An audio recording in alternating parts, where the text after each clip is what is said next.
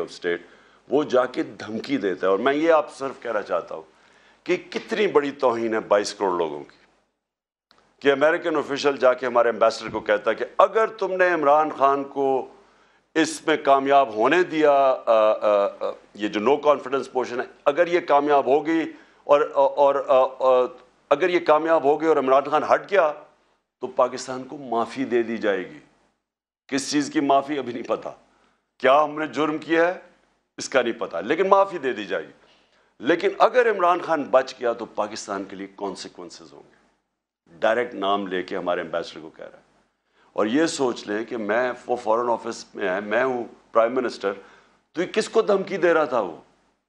اور اگلے دن جس کو بھی دھمکی دی اگلے دن نو کانفیڈنس موشن ٹیبل ہو جاتی ہے پارلیمنٹ میں. اور اس کے بعد یہ سارے ہمارے لوگ بھی یہ جو لوٹے ہیں یہ جا کے بکنا شروع ہو جاتے ہیں سندھ ہاؤس میں, اور ہمارے الائز بھی ایک دم پیچھے ہٹ جاتے. تو پوری سازش کی گئی اور اس سازش کو کامیاب کروایا گیا. یہاں سے ہمارے میر جعفر اور میر صادق ملے ہوئے تھے سازش میں. اور اس کے بعد گورنمنٹ جب گری, اور وہ سب کو پتہ ہے اس کے بعد کیا ہوا, 12 بجے عدالتیں کھلی اور وہ جو سارا ہاتھ باندھ کے ہمیں بالکل آئسولیٹ کر کے تو یہ گورنمنٹ ہٹائی گئی. لیکن جو اصل سازش اس سے بھی بڑی سازش ہے وہ یہ ہے کہ چلیں اگر ہٹائی دینا تھا گورنمنٹ کو تو چلیں کوئی ایسے لوگ لے آتے جن میں شاید کوئی اہلیت ہمارے سے زیادہ اہلیت ہوتی, کوئی ان کے پاس کوئی گیم پلان ہوتا. پاکستان کا کرپٹ ترین مافیا کو ہمارے ملک کے اوپر مسلط کر دیا. شہباز شریف کے اوپر اور ان کی فیملی پہ 40 ارب روپے کے انڈر ٹرائل کیسز ہیں, انکوائری سٹیج پہ کیسز ہیں, اور نواز شریف اور اس کی بیٹی کنوکٹ ہو چکے ہیں. اس خاندان کو اوپر لا کے ملک پہ بٹھانا, باپ جو ہے شہباز شریف وہ بھی ضمانت پہ, بیٹا جو اس کا ہے حمزہ شریف جو ہر چھوٹے چھوٹے پیسے پکڑتا تھا, جو ان کے اوپر اوپن اینڈ شٹ کیس ہے. 16 ارب کا جو ایف آئی اے کا کیس ہے وہ اتنا سیدھا کیس ہے کہ نوکروں کے نام پہ پیسے لیے انہوں نے اور اس کے بعد فیملی ممبرز میں ڈسٹریبیوٹ ہو گئے.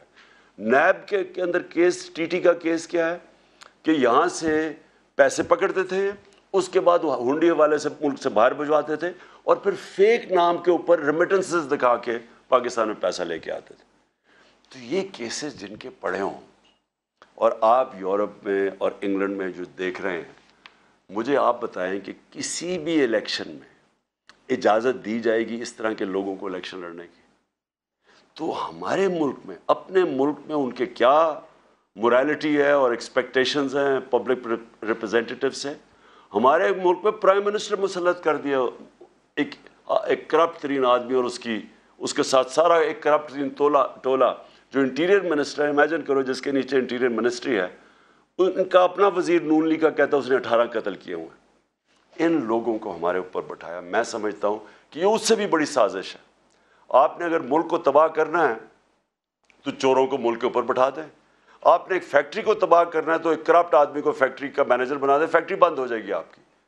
تو ملک جس کے 22 کروڑ کا ملک, اس کے اوپر ان لوگوں کو بٹھانا, میں سمجھتا ہوں کہ یہ صرف یہی نہیں کہ ہمارے خلاف سازش ہے ملک کی فیوچر کے لیے, بٹ یہ توہین بھی ہے ہماری.